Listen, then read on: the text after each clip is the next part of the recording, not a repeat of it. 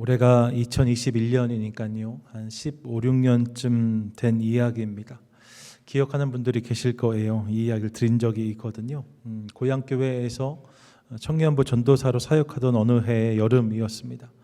수련회 날짜를 정하고 열심히 기도하며 준비했는데 첫날 이제 수련회가 막 시작이 되어야 되는데 중요한 일정을 맡았던 분이 그날 아침에 아직 준비가 덜 되었다 이렇게 연락이 왔어요. 준비 본인이 못할 것 같다 이런 연락이었던 거죠. 지금 같으면 여유도 좀 생기고 해서 또 그게 다가 아니라는 걸 제가 알았으니까 괜찮겠다, 지금부터라 잘 준비해 보자 이렇게 잘 품어냈을 텐데 당시엔 그런 노련함이 없었습니다. 그걸 이제 말하면 어떻게 하느냐고 퉁명스럽게 쏘아붙이고 혼자 먼저 수련회장으로 출발을 한 거지요. 첫날 일정이 청년들이 한 100명 됐는데 다 같이 서울 양화진에 있는 선교사, 외국인 선교사 묘역에 갔다가 다시 내려와서 병천 쪽에 있는 수련회장에 돌아오는 것이었기 때문에 시간적인 여력이 조금 있었고 그 시간 동안 어떻게 해서든지 이 일을 되게 하려고 제가 먼저 들어간 거였어요. 수련회 날 수련회장으로 가는데 마음이 좋지 않았습니다. 아니, 정확히 말씀드리면 마음이 나빴습니다. 그분에 대한 원망과 불평이 나고 또 짜증이 자꾸 마음속에서 이렇게 스물스물 올라오는 거예요. 카 오디오에서 찬양이 나오고 있었지만 그 찬양이 저에게 들리지 않았습니다. 그렇게 운전을 해서 수련회장에 거의 다다랐을 때의 이야기입니다. 저희 이제 제 모교회에는 저희 교회가 지은 수련회장이 병천에 있었는데 성결동산이라고 해요. 근데 아주 그 촌 동네에 있어서 이렇게 길을 꼬불꼬불 들어가다가 그냥 이렇게 들어가면 되는 그런 데였습니다. 제 초등학교 6학년 때부터 짓기 시작했는데 그 이후로 저희 수련회는 매해 거기서 했고, 그러니까 저는 중학교, 고등학교, 대학교, 전도사 생활까지 매해 여름, 가을마다 그곳에 간 거지요. 아니요, 사역 시작하고 나면 1년에 권사회, 기도회, 여전도회, 기도회 해서 수시로 많이 들어갔던 길이었습니다. 너무 익숙하고 또 편한 길이었던 거지요. 아직 공사가 다 되지 않아서 길이 좀 별로였어요. 마지막 즈음에 가면 이렇게 커브길로 오르막길이 있는데 그 커브길로 올라가다가 커브 반대쪽으로 좁게 난 농업도로가 있었거든요. 그러니까 1차선만 돼 있는 그런 비포장 도로입니다. 글리 쓱 내려가서 가야지 수련회장으로 들어갈 수 있는 그런 길이었습니다. 차가 워낙에 없는 동네니까 그것도 어렵지 않았어요. 그냥 쭉 달려가다 커브가 나오면 커브길이 이렇게 꺾는 건데 왼쪽으로 그 좁은 길로 탁 들어가면 되는 거죠. 늘 그렇게 운전해서 들어가곤 하였습니다. 그날도 망설임 없이 그렇게 차를 꺾으려고 하는데 마음도 별로 안 좋았으니까요. 그냥 막 정신없이 운전하다가 쓱 들어가려고 했던 거죠. 근데 갑자기 저에게 목소리가 들려왔어요. 차를 세우고 크락션을 2번만 울려라 라는 목소리였습니다. 정확히 이 문장이었어요. 깜짝 놀라서 차를 세웠습니다. 그리고 뒤를 돌아봤어요. 왜냐하면 차엔 저만 타고 있었거든요. 갑자기 남양 특집이 되는 거죠. 뒤를 돌아봤는데 뒤에 아무도 없어요. 근데 무시하기에는 그 소리가 너무나 또렷했습니다. 차를 세우고 크락션을 2번만 울려라. 이야기가 좀 길게 느껴질 수 있지만 실은 찰나에 있었던 일입니다. 너무 당황했고 이미 제 손은 크락션에 올라가 있었어요. 그리고 들었던 소리 그대로 크락션을 2번 눌렀습니다. 빵, 빵 하는데 그 순간 언덕 커브길 너머, 제 보이지 않던 곳에서 버스였는지 트럭이었는지 정확히 기억나지 않아요. 하여튼 엄청나게 큰 차였는데 그 차가 제가 생각했던 것보다 훨씬 빠른 속도로 제 앞을 이렇게 치듯이 지나갔습니다. 그 차가 있는지도 몰랐는데 그 차 역시 시골길이니까 차가 없겠다 생각하고 밟을 대로 밟은 거죠. 그렇게 제 차 앞을 확 지나갔어요. 순식간에 벌어진 일이었습니다. 만약 멈추지 않았다면 그 차와 전 정확히 충돌했을 것입니다. 그리고 제 차는 당연히 대굴대굴 굴러서 밑으로 떨어졌을 거예요. 밑에가 그런 그 논이었거든요. 그랬다면 우리는 못 만났겠죠. 그날 그런 일이 있었습니다.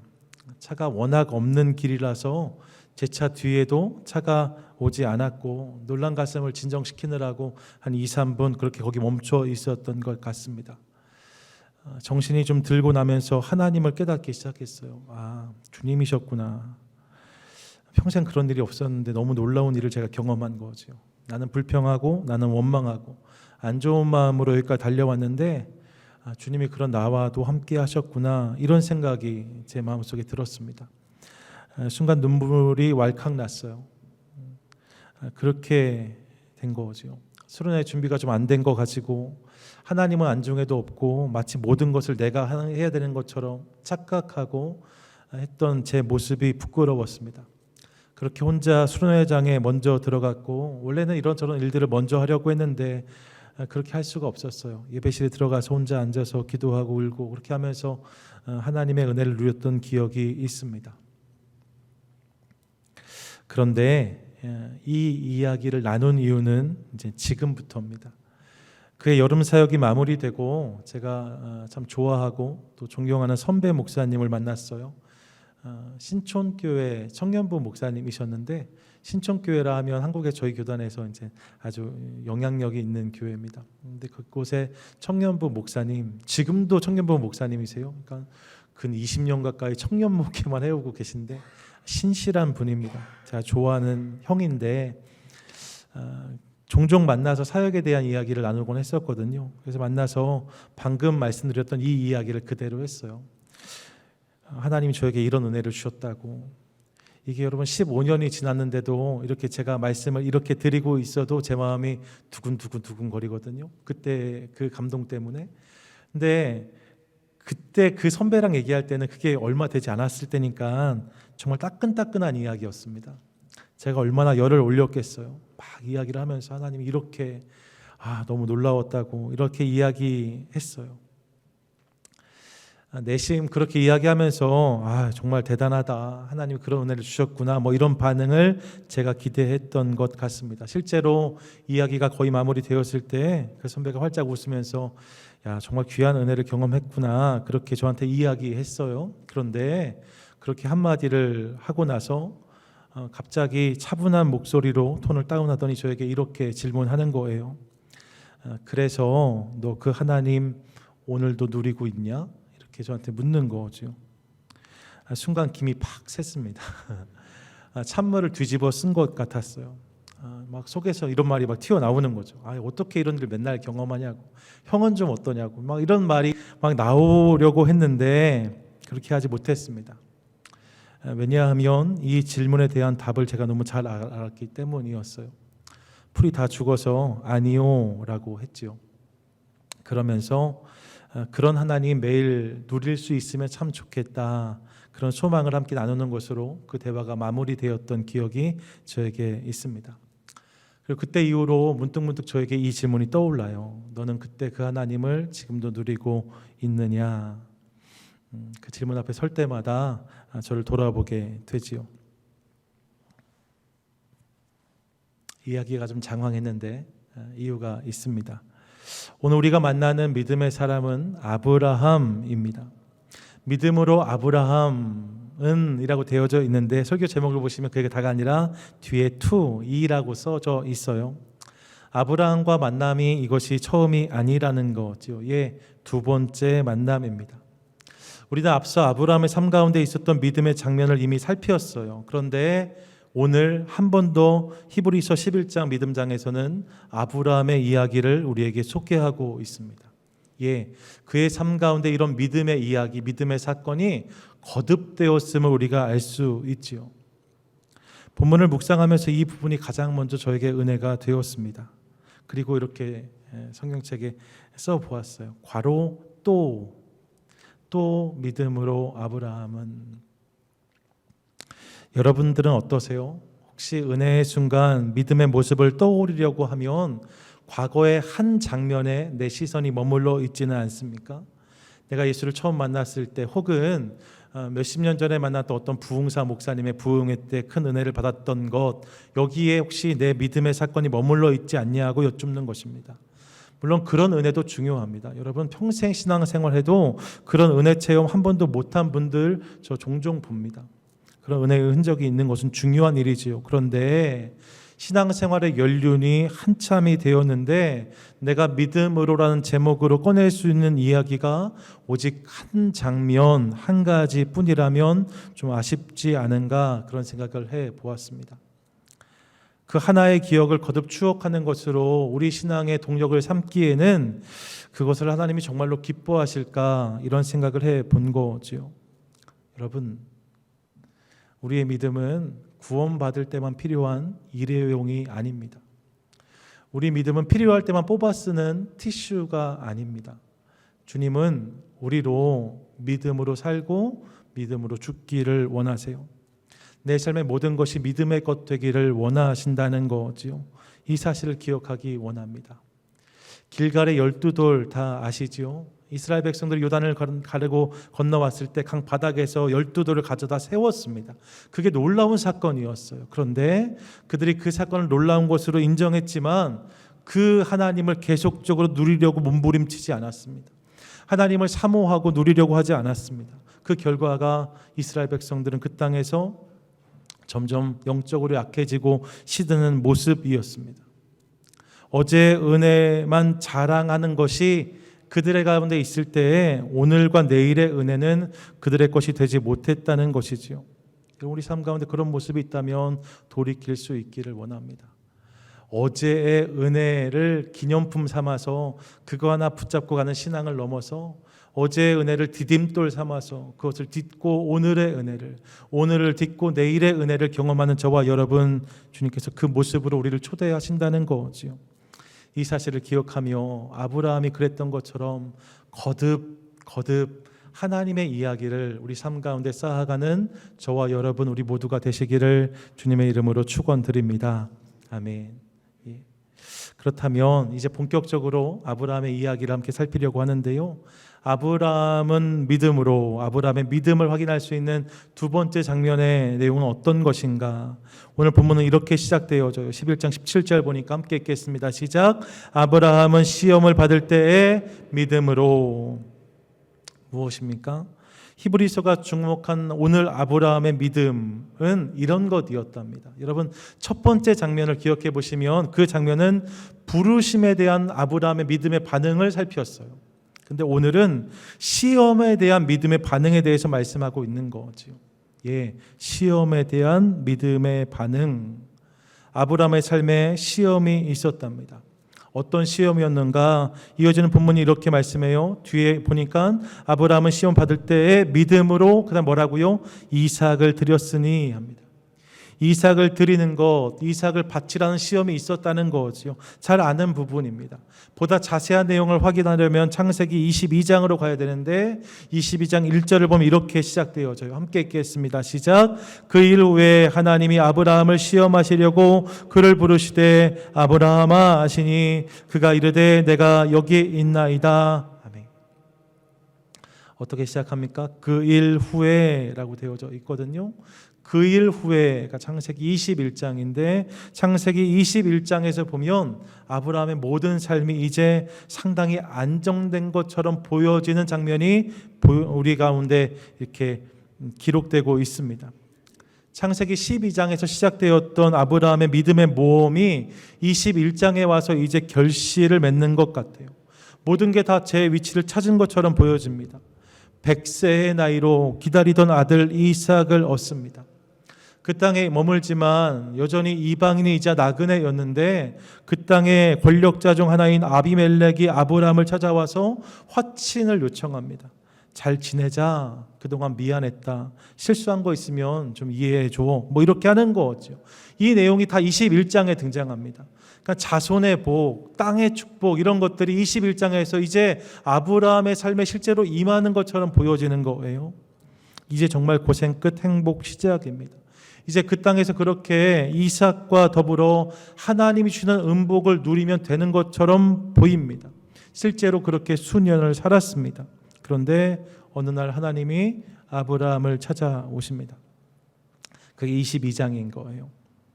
그리고 하나님이 천천백력 같은 말씀을 하십니다. 본문 2절인데 함께 읽겠습니다. 시작. 여호와께서 이르시되 내 아들 내 사랑하는 독자 이삭을 데리고 모리아 땅으로 가서 내가 내게 일러준 땅 한산 거기서 그를 번제로 드리라. 아멘. 시험의 내용이 뭐예요? 번제로 이삭을 바치라는 거예요. 단순히 이삭을 하나님께 바쳐라 정도가 아니라 하나님께서는 번제로 이삭을 드리라고 말씀하십니다. 번제는요, 그것을 완전히 다 벌려놓고 태워서 하나님께 올려드리는 거예요. 모리아 땅에 있는 산 어딘가에서 그렇게 이삭을 잡고 그 이삭을 태워서 하나님께 바치라는 명령. 여러분, 이게 얼마나 엄청난 거예요. 얼마나 무지막지한 말씀입니까? 도대체 왜 하나님이 아브라함에게 이런 요구를 하셨을까 잘 이해가 되지 않습니다. 그런데 이 하나님 말씀만큼이나 우리를 당황스럽게 하는 장면이 본문 3절과 4절에 계속 이어지고 있어요. 3절 4절 같이 읽겠습니다. 시작. 아브라함이 아침에 일찍 일어나 나귀의 안장을 지우고 두 종과 그의 아들 이삭을 데리고 번제에 쓸 나무를 쪼개어 가지고 떠나 하나님이 자기에게 일러주신 곳으로 가더니 제3일에 아브라함이 눈을 들어 그곳을 멀리 바라본지라. 아멘. 무엇이 당황스러우세요? 아브라함의 반응이 당황스러워요.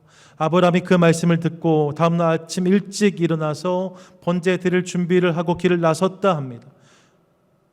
당연히 있어야 될 게 빠졌어요. 그게 뭐예요? 고민하는 거예요. 망설이는 거예요. 머뭇거려야 돼요. 아들을 번제로 바치라고 하는데, 근데 아브라함이 그렇게 하지 않았다는 거죠. 그냥 거침없이 그 길을 끝까지 달려갑니다. 그리고 이어지는 본문을 보시면 우리가 이미 아는 것처럼 하나님 말씀하신 그곳에 도착했을 때에 아브라함은 실제로 이삭을 잡으려 듭니다. 신용이 아니었습니다. 나무를 펼치고 이삭을 묶고 그 이삭을 그 제단에 눕히고 칼을 높이 쳐들어 이삭을 잡으려 합니다. 하나님이 급하게 아브라함아 부르셔야 할 만큼 아브라함의 행동은 거침이 없었습니다. 하나님은 그런 아브라함을 향해 12절에서 이렇게 말씀하세요. 내가 내 아들 내 독자까지도 내게 아끼지 아니하였으니 내가 이제야 내가 하나님을 경외하는 줄을 아노라 하십니다. 이를 통해서 아브라함의 믿음을 확인하셨다는 거예요. 그리고 준비한 순양을 아브라함에게 보여주심으로 이를 대신 잡게 하십니다. 이 사건을 통해서 하나님은 아브라함을 확인하셨고 아브라함은 여호와의 일에 되심을 경험할 수 있었다라고 성경은 말씀해요. 이것이 창세기 22장에 나오는 아브라함의 사건이죠. 본문의 스토리입니다. 사실 이 본문은 여러 번 대했던 말씀이고 우리가 익히 아는 말씀인데 오늘은 주님께서 이 말씀을 통해 우리 가운데 무엇을 말씀하실까요? 우리 그 기대를 가지고 이 말씀 안으로 함께 들어가 보도록 하겠습니다. 본문을 대하면서 주님이 주시는 메시지, 우리는 먼저 하나님에 대해서 깨닫는데 그 하나님이 약속을 주시는 분이시지만 때로는 시험도 주신다는 사실을 깨닫습니다. 예, 하나님이 아브라함을 시험하셨대요. 하나님이 시험하신다. 왜 그럴까요? 왜 하나님이 인생에 시험을 주실까요? 하나님이 주시는 시험에는 목적이 있습니다. 여러분, 그 목적은 우리를 흔들어서 넘어뜨리고 주저앉히는 것이 아닙니다. 잘 아시는 것처럼 영어로 템테이션이라고 하지요. 유혹입니다. 이건 사단이 하는 일입니다. 주님의 시험은 그렇지 않아요. 주님이 주시는 시험의 목적은 역설적이게도 더 잘 세우기 위해서 시험을 주십니다. 흔드시는 이유가 더 잘 서라고 주시는 거죠. 테스트라고 합니다. 확인하여서 성장하게 하기 위해 우리 인생을 시험하신다는 거죠. 학교 다닐 때 시험이 참 어려웠습니다. 부담이 됐어요. 또 제가 공부를 아주 못한 거 아니니까 오해하시면 안 돼요. 시험 없는 학교 있으면 거기 가야겠다 이런 생각을 한 적도 있습니다. 이 학생들 다 그렇죠. 그런데 시험이 없으면 여러분 성장도 없습니다. 시험이 있어야 시험을 통해서 실력을 확인하고 또 부족한 부분이 있으면 채워갈 수가 있습니다. 그래서 시험이 필요합니다. 팬데믹 기간 가운데 아이들이 다 집에만 있으니까요. 자꾸 이 아이들이 공부를 어떻게 하는지 신경이 쓰이는 거예요. 학교 다닐 때는 그냥 알아서 하겠지 이렇게 했는데 이 녀석 계속 집에만 있으니까 공부를 잘하고 있나 이 궁금함이 저에게 생긴 거죠. 그래서 저녁 때 만나면 오늘 수업 잘 받았냐, 뭐 배웠냐 이렇게 묻곤 하였습니다. 근데 제가 이렇게 보니까 이 녀석이 수학, 저희 큰아이 말씀드리는 건데 수학을 좀 어려워하는 것 같아요. 초등학교 끝나고 이제 중학교 1학년이 된 건데 잘 따라가는 건가 이런 이렇게 조바심이 저에게 생긴 거죠. 그래서 제가 가르치려고 했는데 그게 쉽지가 않았어요. 뭐가 제일 어려웠냐 물으시면 저는요, 저희 아이가 뭘 아는지 뭘 모르는지를 모르겠더라고요. 그거를 모르는 게 너무 어려웠습니다. 어떤 건 알아듣는 것 같고 어떤 건 못 알아듣는 것 같은 거예요. 근데 그걸 제가 정확하게 캐치를 못 하겠는 거죠. 실력을 모르니까 제가 어떻게 가르쳐야 될지를 잘 모르겠더라고요. 지금 눈빛들이 다 뭘 가르친다고 뭐 이런 표정으로 쳐다보시는데, 그래서 일주일에 2번씩 제가 수학을 가르칠까 하고 씨름을 하다가 결국 포기하고 수학 알려주는 곳에 보내서 테스트를 좀 받게 했습니다. 결과가 놀라웠어요. 1-2시간 정도 시험을 보고 왔는데 며칠이 안 돼서 아이 실력에 대한 정확한 평가서가 왔습니다. 구체적으로 이것은 평균 이상이고 이건 평균 정도고 이건 평균 이하다 뭐 이런 내용이었던 거죠. 결과가 아주 훌륭했다면 성적을 공개할 텐데 그러지 못하는 제 마음을 이해해 주시기 바라요. 어쨌든 그런 일이 있었습니다. 말씀드린 요지는 어떤 거냐면 이거예요. 시험을 통해서 정확한 실력을 알게 되었다는 거죠. 그러니까 이후에 무엇을 어떻게 공부해야 될지가 선명해지더라고요. 우리 신앙도 마찬가지입니다. 신앙의 연륜이 쌓이고 장로님이 되시고 권사님이 되시고 집사님이 되시고 저처럼 목사가 되면 그냥 신앙이 좋겠지, 괜찮을 거다 이런 생각 우리가 다 합니다. 실제로 대부분 그러세요. 그런데 여러분, 그런 우리의 믿음과 신앙 가운데 연약한 부분이 있을 수 있습니다. 그냥 목사라는 직분으로 퉁치는 연약함이 있을 수 있다는 거예요. 어떤 부분만큼은 여전히 믿음으로 반응하지 못하는 부분이 있을 수 있습니다. 다른 사람은 모르고 저만 아는 그런 부분이 있을 수 있는 거죠. 그런데 그것을 주님이 아세요. 그래서 주님이 그 부분을 자꾸만 노크하시는 거예요. 때로는 시험을 주시고 때로는 그 부분에 은혜를 주셔서 그 부분까지도 온전한 그리스도인 되기를 원하신다는 거죠. 하나님이 시험을 주시는 목적은 거기에 있습니다. 그래서 야고보서 1장 2절부터 4절을 보시면 이렇게 말씀하는데 같이 읽겠습니다. 시작. 내 형제들아 너희가 여러 가지 시험을 당하거든 온전히 기쁘게 여기라. 이는 너희 믿음의 시련이 인내를 만들어내는 줄 너희가 알미라. 인내를 온전히 이루라. 이는 너희로 온전하고 구비하여 조금도 부족함이 없게 하려 함이라. 아멘. 기뻐하라는 거예요. 왜요? 시험을 통해서 주님이 뜻을 이루시니까요. 여러분 혹시 어려운 일 당하셨습니까? 일이 잘 안 풀리십니까? 무언가 그것이 무엇이 되었든지 막히고 틀어지고 꼬이는 부분이 있으십니까? 여러분 다라고 말씀드릴 수 없지만 어쩌면 오늘 그것이 내 삶을 다루기 원하시는 하나님의 시험, 하나님의 노크일 수 있습니다. 그러므로 그런 어려운 일을 만나시면 그 부분을 하나님께서 다루기 원하시나 보다.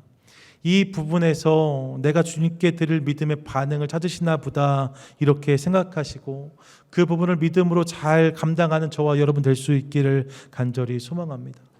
그런 모습이 있을 때에 주님이 그런 우리를 기쁘게 받으실 줄 믿습니다. 더불어 우리는 오늘 하나님께서 주신 말씀 엄청난 거잖아요. 그런데 그 엄청난 말씀에 즉각적으로 순종하는 아브라함을 보면서 아브라함의 믿음이 어디서 왔는지에 대해서도 생각해 보게 돼요. 하나님에 대한 경험의 조각들이 믿음의 거인을 만든다는 사실을 확인하는 거죠. 여러분 생각해 보세요.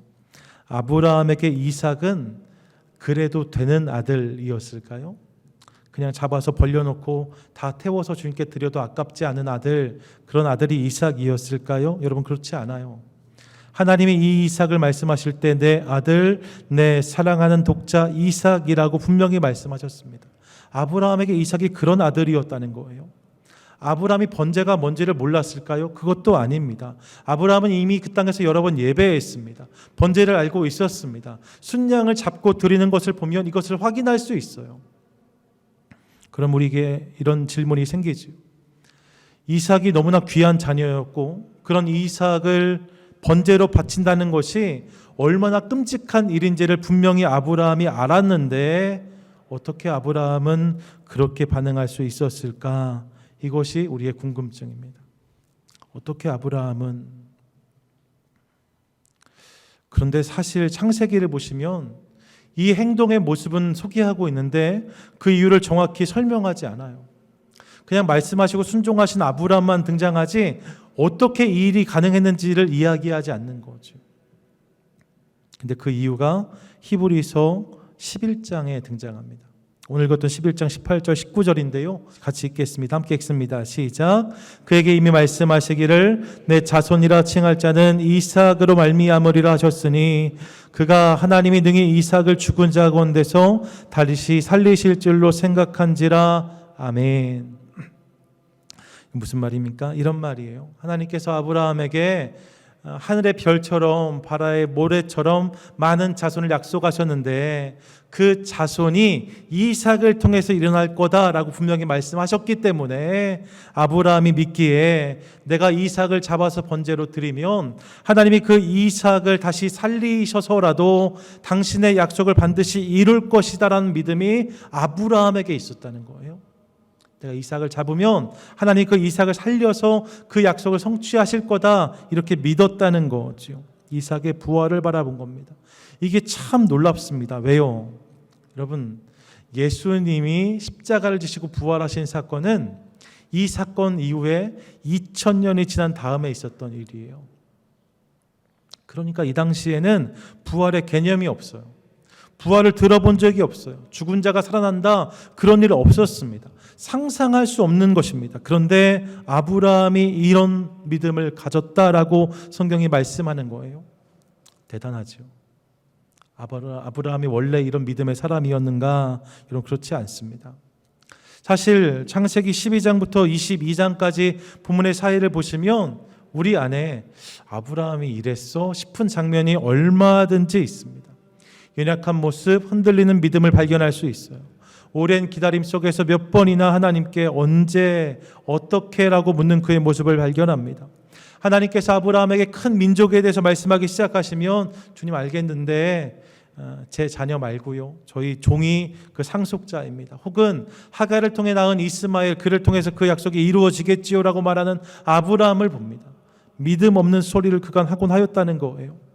가뭄 때문에 애굽이나 그랄로 이동할 때마다 이동한 것도 그렇지만 아브라함은 자신의 안전에 대한 불안을 가지고 아내 사라를 자신의 누이라고 속이곤 하였습니다. 그런 연약함이 아브라함에게 있었다는 거예요. 처음부터 아브라함이 믿음의 거인이 아니었다는 거죠. 그런데 그런 그의 삶을 하나님께서 끊임없이 두드리십니다.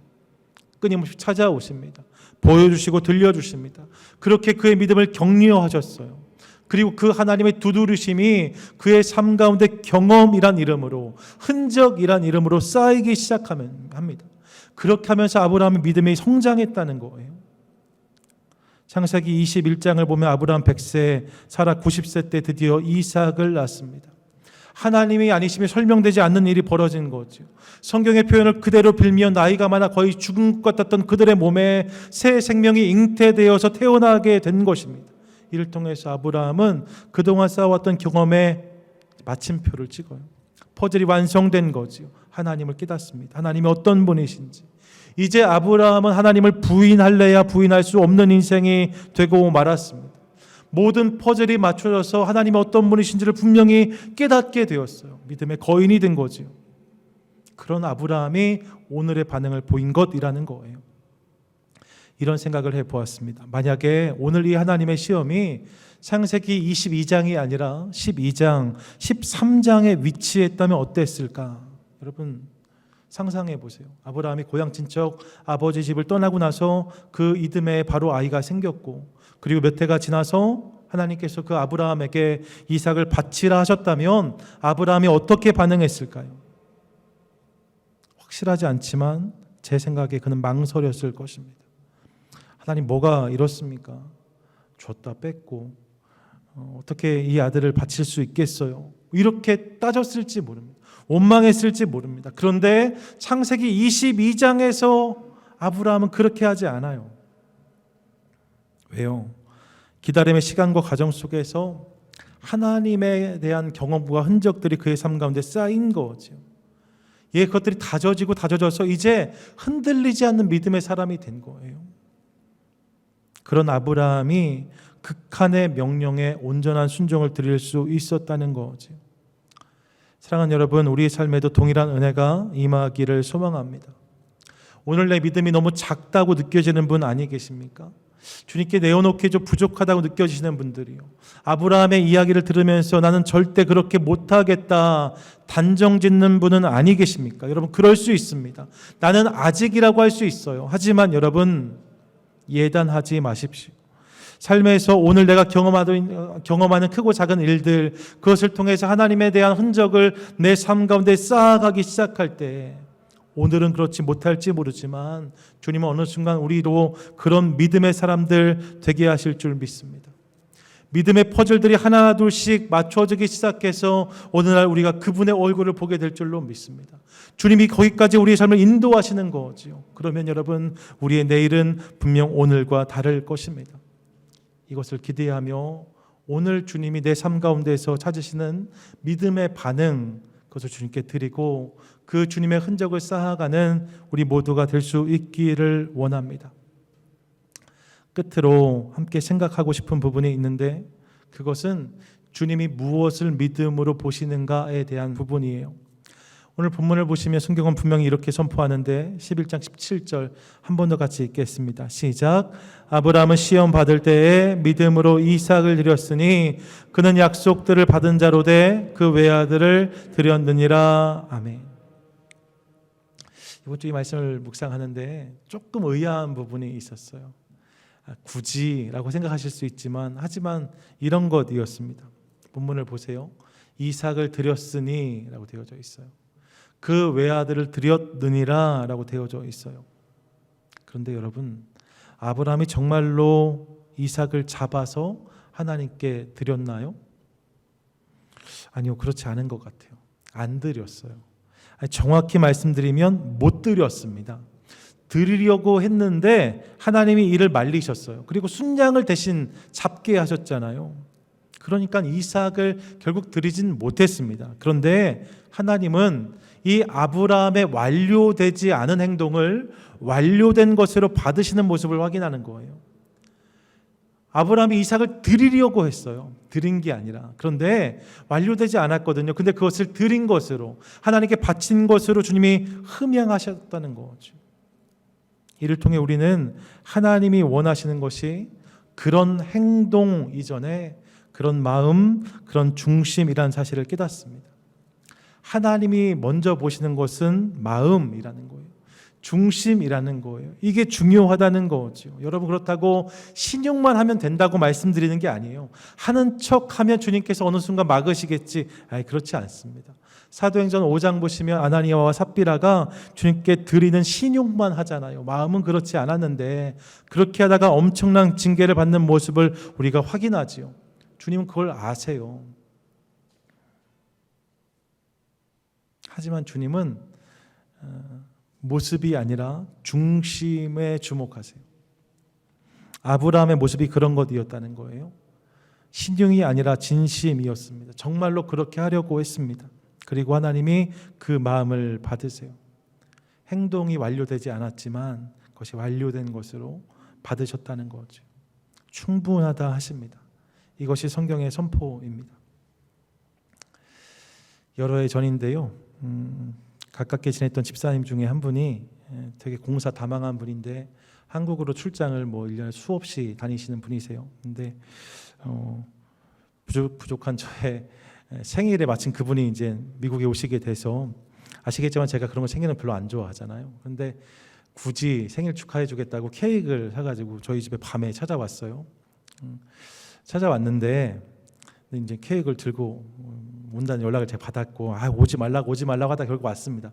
띵동 했는데 문을 딱 열었는데 표정이 너무 안 좋아요. 그래서 아저씨 잘 지내셨어요? 했더니 왜 이렇게 표정이? 그랬더니 목사님 죄송해요. 그러는 거예요. 뭐가 죄송하냐 했더니 케이크 점점점 말을 못 이어요. 케이크를 들고 있는데 왜 그러나 하고 케이크를 받아가지고 열었더니 케이크 다 뭉개졌어요. 그러니까 차에서 내려서 이렇게 하다 케이크 떨어진 거예요. 근데 얼만큼 뭉개졌냐면 초를 못 꽂을 자리가 없을 만큼 뭉개졌어요. 완전 박살이 나버린 거죠. 그냥 좀 민망해서 하는 거죠. 근데 저 그날 그것 때문에 하나도 서운하지 않았습니다. 너무 고맙더라고요. 다 박살난 케이크인데 너무 고맙더라고요. 우리가 주님께 드리는 모습이 때로는 이럴 수 있습니다. 주님께 좀 잘하려고 했는데 결과적으로 망가질 수 있어요. 결과적으로 좀 무너질 수 있어요. 이걸 어떻게 이렇게 할 수 있습니다. 그런데 여러분, 오늘 하나님이 이삭을 받으셨다 하세요. 하나님 우리 삶 가운데도 동일하게 우리 마음과 중심을 보시고 그것을 받으신다는 것을 믿으시기 바랍니다.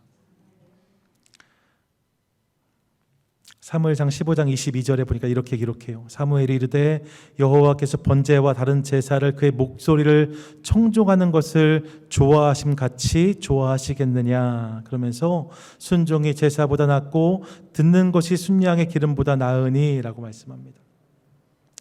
순종이 제사를 완료하는 것보다, 듣는 것이 기름을 내어놓는 것보다, 그런 마음과 그런 중심이 그런 행동보다 중요하다고 하시는 거예요. 주님이 그것을 보신다 하십니다. 여러분, 그 하나님을 기억하면서 깨지고 상할 수 있지만 여러분 그 마음을 잘 지키고 끝까지 그 마음으로 주님께 반응하는 저와 여러분 될 수 있기를 원합니다. 말씀을 준비하면서요, 강준민 목사님 제 말씀 자주 드리는데 이 쓰신 책 중에 그 책의 내용 중에 데이비드 윌커슨이라는 목사님이 쓰신 하나님 이름에 비상구가 있다라는 책의 한 대목 소개하신 부분이 있는데 눈이 갔어요. 이런 내용이었습니다. 아브라함이 이삭을 내리치려는 바로 그 순간 부두엘은 하나님이 이삭의 아내로 예비하신 딸 리브가를 키우고 있었습니다. 이게 무슨 말이냐면요, 창세기 22장에 보시면 앞부분에 이삭을 잡으려는 모습이 소개돼요. 이삭을 바치라 말씀하시고 이 장면이 소개되거든요. 근데 22장의 마지막 부분에 가면 20절에 그 일 후에 어떤 사람이 아브라함에게 알리어 이르기를 밀가가 당신의 형제 나홀에게 자녀를 낳았다 하였더라 말씀하고 21절과 22절에서 그 아들들 8명의 이름이 언급된 다음에 23절에 이 8사람은 아브라함의 형제 나홀의 아내 밀가의 소생이며 부두엘, 나홀의 아들 중 한 사람입니다. 그 부두엘은 리브가를 낳았고 라고 말씀하고 있어요. 무슨 말이냐면요, 하나님께서 이삭을 번제로 바치라 하셨던 그 순간에 하나님께서 다른 한편에서 리브가를 준비시키고 계셨다는 거예요. 부두엘에게 리브가를 잉태하고 낳게 하시고 그 딸을 예쁘게 키우게 하셨다는 거죠. 이게 하나님 마음이라는 거예요. 한쪽에서 이삭을 바치라고 말씀하시지만 한쪽에서는 그 이삭을 위한 리브가를 준비하고 계신 하나님, 여러분 우리 하나님은 그런 분이십니다. 그러므로 우리 삶 가운데 이해가 되지 않고 풀리지 않는 문제를 만났을 때, 시험처럼 느껴지는 것들과 마주했을 때 어떻게 주님이 나에게, 도대체 주님은 왜 나에게, 이렇게 말씀하지 마세요. 대신 우리 믿음으로 그 주님을 바라보도록 하겠습니다. 그 주님이 우리가 상상하지 못한 곳에서 우리가 기대했던 것보다 훨씬 놀라운 은혜와 역사를 준비하고 계십니다. 여러분, 그분이 우리의 하나님이십니다. 그러므로 그 하나님을 기억하고 기대하며 우리 삶 가운데 찾아오는 모든 시험과 어려움들 하나하나에 믿음으로 잘 반응하는 것을 통하여서 하나님의 흔적들 내 삶 가운데 하나 둘씩 쌓아가고 결국 놀라운 믿음을 통해 놀라운 역사를 경험하는 믿음의 인생들 우리 모두가 되시기를 주님의 이름으로 간절히 축원드립니다. 아멘.